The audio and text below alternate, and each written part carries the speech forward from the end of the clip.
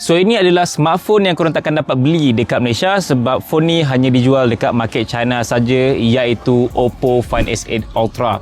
So dekat market Malaysia kita just dapat Oppo Find S8 Pro, but this one a better version, lagi power, even setup kamera dia pun memang gila lah.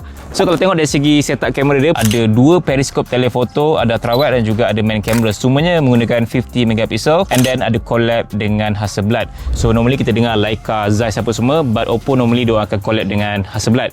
Apa yang best dengan Hasselblad ni, dia bukan hanya pada branding saja, tapi diorang juga letakkan dari segi technical, sensor and then signature color Hasselblad sendiri yang kita boleh access dekat dalam setting UI kamera dia. So memang aku dah cuba take a few shot menggunakan kamera pada Find S8 Ultra ni.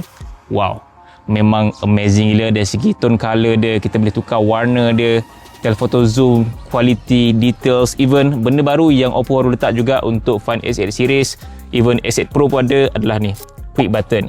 So dia adalah macam camera control dekat iPhone, tapi dia beza sikit. But it's good to have, dan aku suka dengan rekaan baru pada Find S8 Ultra ni sebab dia menggunakan konsep jenis boxy. Rasa feels memang lebih kurang je macam iPhone 16 series ataupun Samsung Galaxy S25 series. Boxy design, fully flat depan belakang, bukan lagi curve, and then symmetrical camera yang besar belakang ni, very iconic. Cuma warna hitam ni aku kurang gemar sikit sebab warna dia lebih kepada warna yang macam gelap. Aku suka warna yang lebih outstanding, cerah. Warna putih okay kot. But after all, aku memang suka dan juga enjoy gila kot main dengan setup kamera baru pada Find S8 Ultra. Korang boleh tengok hasil gambar dia, memang mantap gila.